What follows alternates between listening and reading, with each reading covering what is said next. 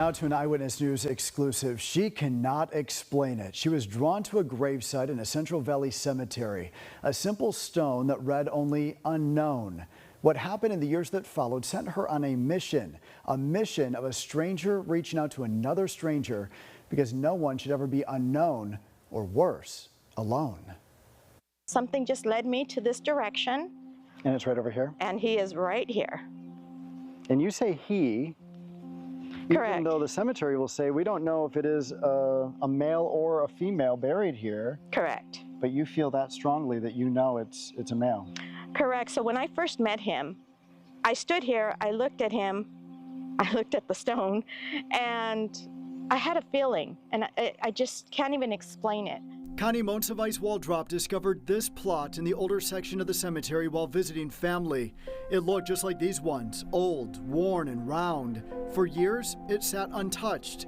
No visitors, no name. And in 2018, my brother-in-law passed. And I had to come to the office to purchase a plot for him. And it was at that time that I finally had the nerve to ask the individuals in the office. But cemetery workers told her the records were destroyed in a fire in the early 1900s. No one knew who was buried there. They later learned that Connie had been the one, quietly leaving decorations and mementos at the site. And with her persistence, the marker was replaced. And it still is not good enough. No, it's not good enough. With Juan, I know material things come and go, but this is something that I think he deserves. You know, he has given me so much, far more than what I've given him. He's given me a friendship, somebody to talk to, and I do believe he does help answer my prayers. I really do. That is so special. It is. It's a connection that a lot of people question, and actually that's human nature. Question, wonder, but in reality, God has given us the best gift, and that is to love. It's so unique that you haven't seen something like this before. Oh, yes, but I've never seen anybody put a granite full stone in there. Lance Molden has been making headstones in Fresno for more than 50 years. He picked up the phone when Connie called with an unusual request, a custom stone for her unknown friend. I mean, it's a nice gesture, I think. Putting something up and kind of acknowledges that person, more as a person than just an unknown.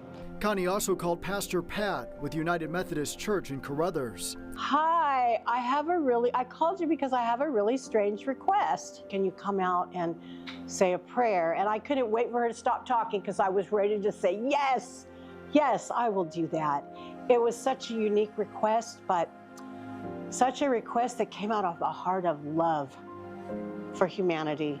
And on August 25th, Connie's birthday, family, friends, and co-workers gathered. An opportunity to reflect. Pastor Pat led a prayer as the stone was revealed. And may their story, however untold, serve as a reminder to cherish the lives that we know. Unknown. They call me unknown. No name etched in a stone. But to one heart, I am seen, a friend, a soul, a light serene.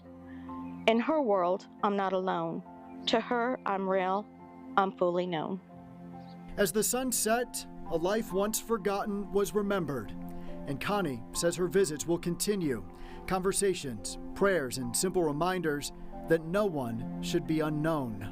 Some people call me crazy, and some people say that's the sweetest thing.